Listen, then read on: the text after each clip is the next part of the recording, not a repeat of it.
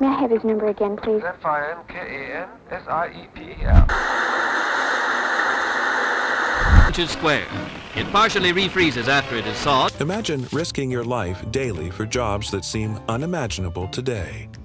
Ice cutters braved freezing lakes, radium dial painters worked with hazardous materials, and breaker boys toiled in coal dust. These roles pushed individuals to their limits, exposing them to dangers that many would find unthinkable now. Especially women, and they were instructed to sharpen their brush with the tip of their tongue. Each job carried significant risks, highlighting the resilience and courage of those who undertook such perilous work. Their sacrifices remind us of the harsh realities faced by workers in the past, often for the sake of survival and progress. Join us as we look at 25 most dangerous jobs from the 1940s that no longer exist today. In the late 19th and early 20th centuries, ice cutting was a vital industry for food preservation before refrigeration became widespread. But 100 years before electricity, the same stuff that comes out of the freezer at the touch of a button today was commercially harvested from freshwater ponds. Ice cutters braved harsh winters to carve massive blocks of ice from frozen lakes and rivers, essential for keeping food fresh. Using heavy tools like saws and chisels, these workers faced challenging conditions, often standing on thin ice with risks of frostbite, hypothermia, and falling through. The job required strength, skill, and courage, as they endured freezing winds and physical exhaustion. The ice harvested supported not only households, but also early industries like fishing and food distribution. Enough ice, like around the holidays, they'd get a crew together and they'd get out on the lake, they'd shovel it all off. They would score out a grid pattern. While we now rely on modern refrigeration, the contributions of ice cutters laid the groundwork for food storage practices. Their hard work and bravery were instrumental in shaping how we preserve and enjoy food today, allowing people to have access to fresh food year-round. Ever wondered how people woke up before alarm clocks? Meet the brave souls who made sure no one overslept. Before alarm clocks became common, have you ever wondered, what did people do before alarm clock? knocker-uppers ensured people woke up on time. Armed with long poles, they tapped on windows or used pea shooters to reach higher floors. Starting their rounds as early as 3 a.m., they navigated dark streets to wake sleepy workers, playing a crucial role in urban life and industries, especially in mining and factory towns. A knocker-upper. A knocker-upper was a profession in Britain and Ireland. A knocker-upper's job was to rouse sleepy people so they could get to work on time. This seemingly simple job came with its own risks. From freezing rain to challenging weather conditions, knocker-uppers faced various hazards. Imagine scaling a slippery building just to tap on a stubborn window. The possibility of a fall or frostbite was a constant threat. Despite these dangers, their dedication was remarkable. Though alarm clocks eventually replaced them, knocker-uppers ensured the smooth functioning of daily life for decades, helping countless individuals start their day on time. The glowing watch on your wrist today has a dark history. In the 1940s, young women painted watch dials with radium-based paint. These radium girls were even told the paint was harmless. For precision, they shaped their brushes by licking them, unknowingly swallowing radioactive material. The glow might have been fascinating, but the consequences were devastating.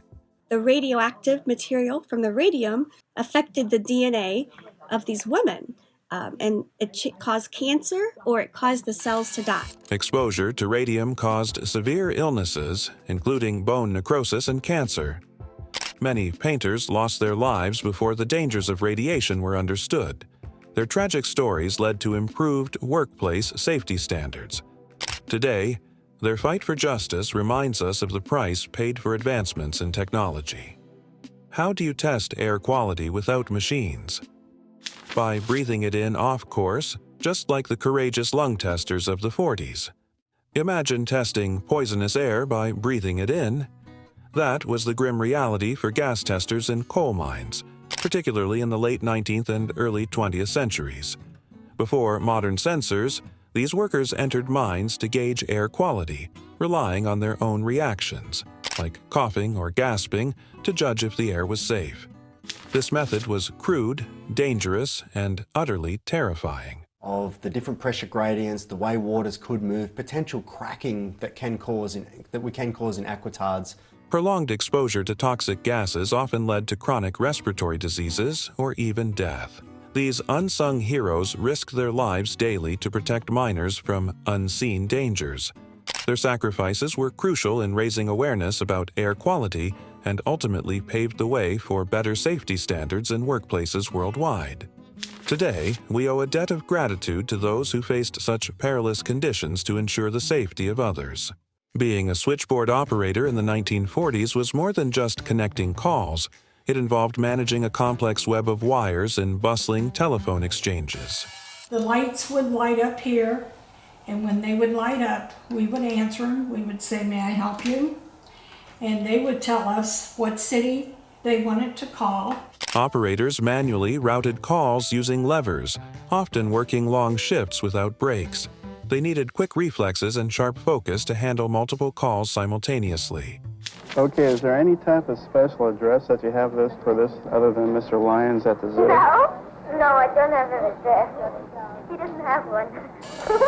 However, the job came with significant risks. Electric shocks from live wires were a constant hazard, and the repetitive nature of their work led to physical strain. Despite these challenges, switchboard operators played a vital role in maintaining communication during a rapidly industrializing world. Operators didn't just connect people's calls, they connected with people. Angry people, frightened people, friendly people. Their hard work and dedication laid the groundwork for the automated telecom systems we rely on today, ensuring that connections were made and conversations could flow. What if your childhood playground was a dangerous coal chute? That was reality for breaker boys in the mining industry. Picture a group of young boys, often as young as 8, working long hours in coal mines. These breaker boys were tasked with separating coal from rock. Sitting on wooden benches, they picked through moving coal chutes with their bare hands. The coal dust clouded the air, making it hard to breathe. The breaker boys, as a class of people, were generally young boys, taken out of school at an early age to go to work in the breaker. While sharp edges bruised their fingers. This was their daily reality, often 6 days a week. The work environment was dangerous and relentless. Prolonged exposure to coal dust led to respiratory illnesses like black lung disease, and fingers were frequently crushed by heavy, fast-moving coal. Black lung disease remains the scourge of coal country, and yet we found in a joint investigation with the Center for Public Integrity that big coal companies have been able to avoid paying millions of dollars in black lung benefits to ailing coal miners. Despite the harsh conditions and exploitation they faced, these boys played a critical role in fueling industries. Today, their stories serve as a poignant reminder of the cruel realities of child labor and the reforms that followed, highlighting the need for ongoing vigilance in protecting workers' rights. Racing through war zones on foot, bike, or motorcycle to deliver messages was no ordinary task. During World War II, wartime messengers played a crucial role in ensuring that critical information reached its destination. They navigated tough terrain, avoided enemy fire, and endured harsh conditions to complete their missions, each delivery carrying immense responsibility. The risks were constant. Bombings, ambushes, and accidents made every journey dangerous. Any theories why they ain't shooting? It's getting on my nerves. Maybe they're all dead. What do you think, Doc? You think they're all dead? Messengers worked under extreme conditions, fully aware that delays could affect military operations. Despite these challenges, their efforts were essential to maintaining effective communication within the military. While modern technology has since replaced their role, the dedication and bravery of wartime messengers remain an important part of history, highlighting the human element of communication in times of conflict. Would you balance on rolling logs floating down rushing rivers? That's what fearless log drivers did every day. Log drivers had one of the most treacherous jobs of the late 19th and early 20th centuries. They guided floating logs down rivers to sawmills, often standing atop rolling timber. With the rushing water beneath them, balance was their greatest ally. A single misstep could send them plunging into icy waters, with heavy logs threatening to crush them. Just up in those stream drives would be working in the ice water. That would be in April. There'd be 4 feet of snow in the woods when they started driving. It would keep moving. That's what you was there for, to work. The risks were immense, including drowning or being pinned by jammed logs. Known for their agility, these drivers were the backbone of the timber industry, ensuring that lumber reached its destination safely, even under perilous conditions. While machinery has largely replaced their efforts, the daring feats of log drivers are still celebrated in certain regions, honoring their skill and bravery in a demanding and dangerous profession. Before robots took over, who powered the assembly lines? Humans, working tirelessly, often at great risk. Before automation, factory line assemblers were a vital part of production. In the production of the hundreds of parts necessary to make this modern, low-priced, quality motor, every point is protected by scientific checking. These workers manually pieced together products ranging from machinery to household goods. They often repeated the same tasks for hours, striving to maintain speed and precision. This work could be physically demanding, and while some factories began to implement ergonomic designs, many still lacked adequate measures to reduce strain. The dangers in these environments were significant. Repetitive motions could lead to chronic injuries, and poorly maintained machinery posed risks of severe accidents.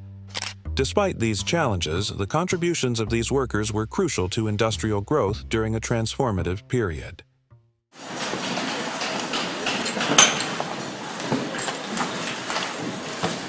Today, robots and automation handle many of these tasks, but the legacy and impact of these workers remain invaluable.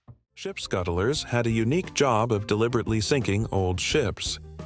They prepared vessels by removing hazardous materials and ensuring they sank in controlled conditions, which was often necessary to clear harbors or dispose of ships that were no longer seaworthy.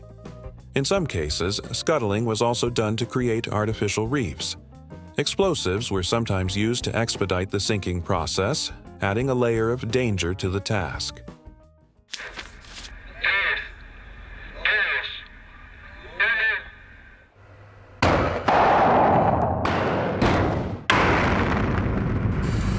The risks were significant.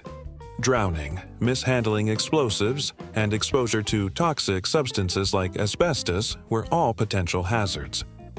Additionally, harsh weather and unpredictable waters made the work even riskier. Despite these challenges, scuttlers played a critical role in maritime operations, influencing how we manage old vessels even today. Their daring work laid the groundwork for safer, modern techniques in ship disposal. How did cities light up at night before electricity? By sending fearless lamplighters up towering poles. Before electricity illuminated the world, street lamplighters played a vital role in brightening the darkness. Their job involved manually igniting gas-powered street lamps every evening and extinguishing them at dawn. And we changed them timings to sunrise and sunset every day through the year. Armed with long poles and small flames, they often worked high above bustling streets or rural paths. This job required agility, balance, and unwavering focus, especially while climbing tall poles or using ladders. In cities, lamplighters covered miles each night, ensuring entire neighborhoods were well lit, which contributed to making nighttime streets safer for everyone. However, this task came with real dangers. Slips from icy poles or ladders could result in serious injuries, while mishandling open flames posed risks of burns or even small fires. There was a particular person whose job it was to turn the lamps on and off, and that was a lamplighter. Because you did not want the general public to turn these lamps on and off. It was dangerous. If gas would accumulate and then you have a spark, it would cause an explosion. Harsh weather conditions, such as rain, snow, or freezing temperatures, made the job even more challenging. There would have been thousands of lamp attendants who would have gone round a very labour-intensive job where they would manually go out at night and turn every lamp on. Despite these obstacles, lamplighters played a crucial role in shaping how cities and towns operated after dark. Their legacy continues to shine in the history of urban development. Life on a whaling ship was an epic yet hazardous adventure. Whaling crew members ventured into unforgiving seas to hunt massive whales for their valuable blubber, baleen, and oil. These products fueled industries like lighting and fashion in the 19th and early 20th centuries.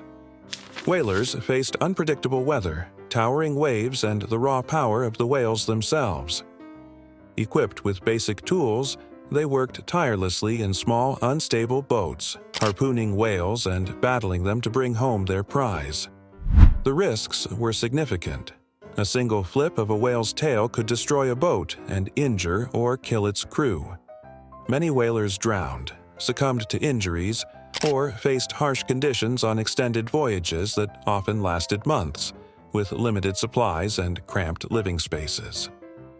Despite the dangers and the ethical implications of their work, whaling was vital for its time. Today, while conservation efforts have largely replaced exploitation, These days we hear a lot about environmental groups targeting the Japanese whale hunters in the Southern Ocean.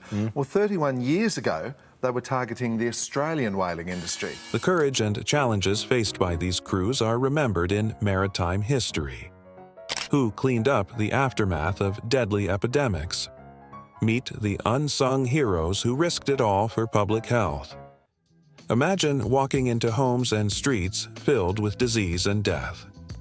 That was the grim reality for plague cleanup workers during outbreaks like the bubonic plague, particularly in the 14th century in Europe. Their job was to remove infected bodies and sanitize contaminated areas. Lacking modern protective equipment, these workers face the full force of deadly pathogens with minimal safeguards. Often poorly paid, they risked their lives daily to prevent the further spread of disease. The dangers were immense. Direct exposure to infected bodies frequently led to illness or death. Poor sanitation and a lack of proper cleaning tools added to the risk. Plague may transfer this most infectious and contagious disease to another person by contact, close association, or by conversation with another. The psychological toll of constant contact with death and despair weighed heavily on them. Yet their efforts were critical in managing epidemics and contributed to the evolution of health and sanitation practices over time. Their sacrifice laid important groundwork for the public health measures we now take for granted. Explosive factory workers held one of the most perilous jobs during World War II in the 1940s. They worked in munitions factories, assembling bombs, bullets, and other explosive devices, a role that became crucial due to the ever-growing demand for military supplies. Workers mixed chemicals, loaded shells, and tested devices, all while knowing that one wrong move could be catastrophic. The pressure to meet production deadlines heightened these risks. Accidental explosions were not uncommon and often had devastating consequences, including injuries, fatalities, and destruction of factory facilities.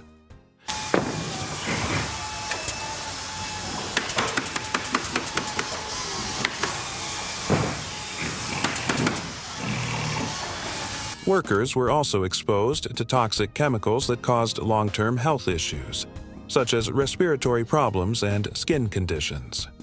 Despite these dangers, their contributions were vital to wartime efforts. The bravery of these workers ensured the production of supplies critical for national defense, leaving a lasting impact on industrial safety standards and labor policies in the years that followed. What's it like to climb into soot-filled chimneys? For chimney sweeps, it was a daily and dangerous reality. In the 18th and 19th centuries, before modern cleaning methods, chimney sweeps were vital for household safety. Just connecting the brush onto the rod. So this first rod will be pushed up the chimney. It'll take about 8 or 9 rods for this chimney. They climbed narrow, soot-filled chimneys to remove dangerous buildups that could cause fires. Often, young boys were employed for their small size, allowing them to navigate tight spaces. Their work involved scaling rooftops and enduring constant exposure to soot and smoke. The risks were severe. Many sweeps suffered from chronic respiratory diseases due to harmful substances. Falls from rooftops and injuries from sharp tools were common, and the lack of safety equipment made the job even more hazardous. Despite these challenges, chimney sweeps were essential for keeping homes warm and safe during the coal-burning era, highlighting the resilience of those who supported their communities under difficult conditions. The milkman was a familiar figure in neighborhoods, delivering fresh milk daily in horse-drawn carriages. In the 1940s, when refrigeration was less common, this role ensured families had access to essential dairy products. You see plenty of people through the round, people, wives and husbands, you see the families go up when you've been on it a number of years. I like it very much. Milkmen began their routes before dawn, navigating uneven roads and busy streets while carrying heavy glass bottles and managing their horses, making it a physically demanding job. Dangers were constant. Horses could be unpredictable, startled by passing cars or loud noises.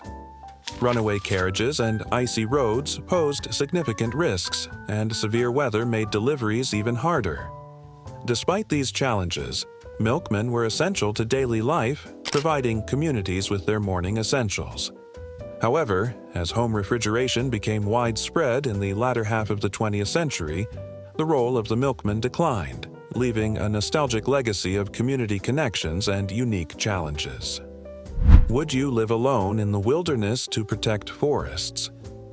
Fire lookouts did, keeping watch from remote towers. High in remote towers, fire lookouts scanned vast forests for smoke, aiming to spot wildfires before they spread and protect nearby communities. First, I'll show you the Osborne Firefinder. This is a fire lookout's best friend. Often, living in isolation for weeks, they relied on binoculars, radios, and logbooks. Their keen observations and quick alerts saved countless lives and resources, especially during the mid-20th century. However, solitude came with risks. Lightning strikes were a constant threat, and isolation delayed rescue during emergencies like injuries or approaching wildfires. Harsh weather conditions, from blistering heat to freezing nights, added to their challenges. But that's what you expect on a fire lookout. It's going to be a little windy. Despite these hardships, fire lookouts played a vital role in wildfire prevention, laying the groundwork for modern detection systems that increasingly use satellites and drones. In the early to mid-20th century, before automatic elevators, operators controlled every trip with precision, managing levers and buttons to transport passengers in crowded buildings like hotels and department stores.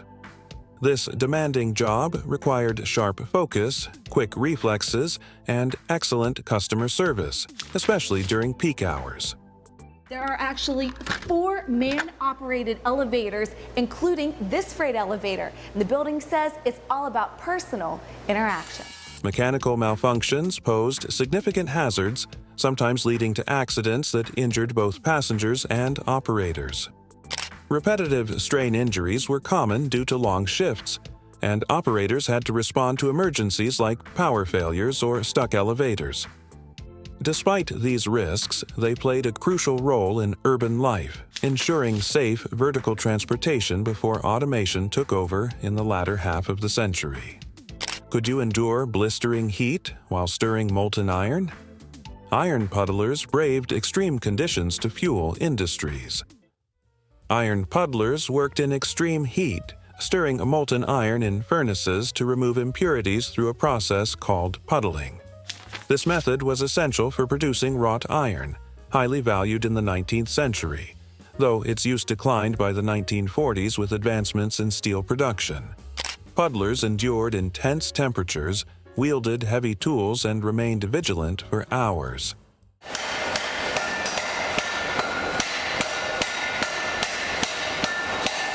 Their skill and endurance were crucial for industries relying on high-quality iron. The dangers were constant, with burns from molten iron and heat stroke being everyday risks. Toxic fumes and poor ventilation led to long-term health issues, including respiratory diseases. Despite these challenges, iron puddlers significantly contributed to the growth of infrastructure and manufacturing in earlier decades. What if your job involved letting bloodthirsty leeches feed on you for hours? In the 1940s, leech collectors walked barefoot through marshes, allowing leeches to latch onto their skin. These collectors harvested leeches for medicinal treatments, including bloodletting, which was declining in popularity. The leeches are quite good at sort of controlling the flow, are they? Yeah, it's almost as if they're custom made. They remove a fairly predictable amount of blood. It's self-contained, and they promote bleeding after they're removed as well. Armed with only bare legs and a bucket, they endured countless bites while standing in stagnant, disease-ridden water for hours, requiring immense patience and pain tolerance. The dangers were significant. Leeches could carry infections, and prolonged exposure to dirty water risked diseases like typhoid and dysentery. Blood loss from bites could lead to dizziness or fainting. Despite these risks, leeches were vital to early medicine, and collectors ensured a steady supply. While their use has diminished, leeches have seen a resurgence in specific medical applications, particularly in reconstructive surgery.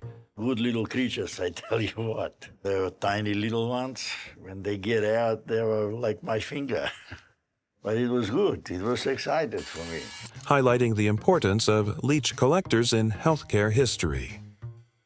Working as a matchstick maker may seem simple, but it was a deadly job. Workers handled toxic chemicals like white phosphorus, which coated match heads. Prolonged exposure led to phossy jaw, a painful decay of the jawbone. Phossy jaw.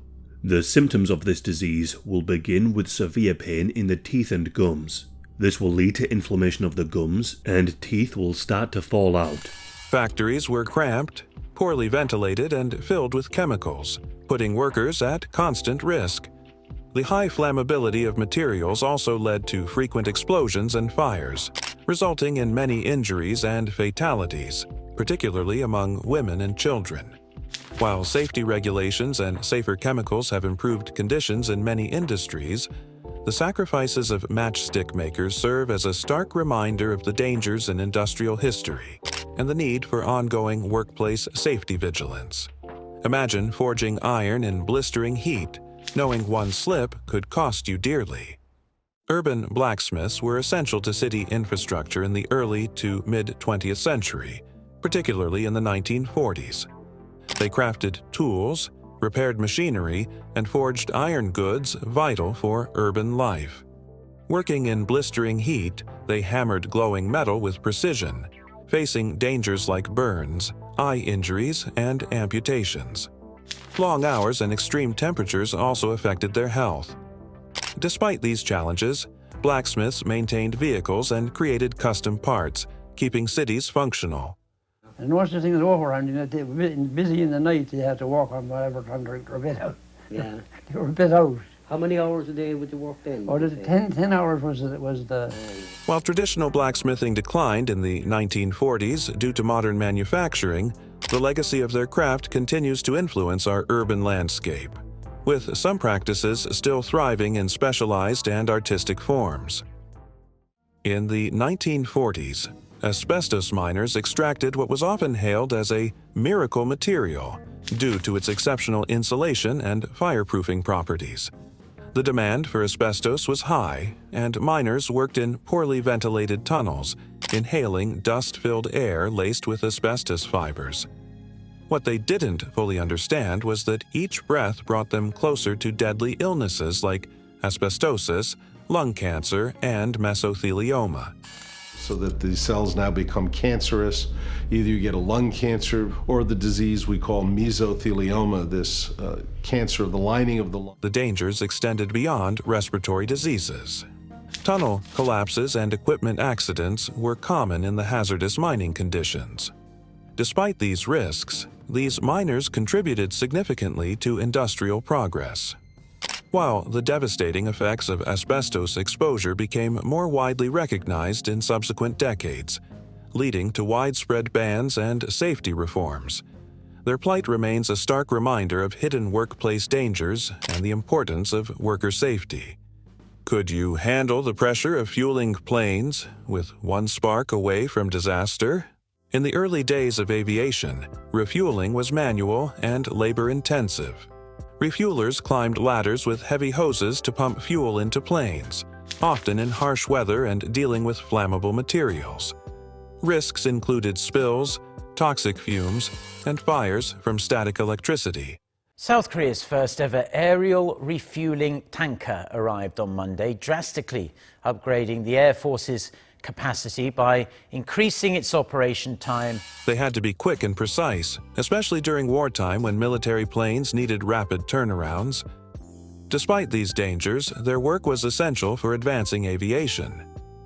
Today, automation has enhanced safety and efficiency in refueling, but the contributions of these early refuelers were vital in the development of modern air travel.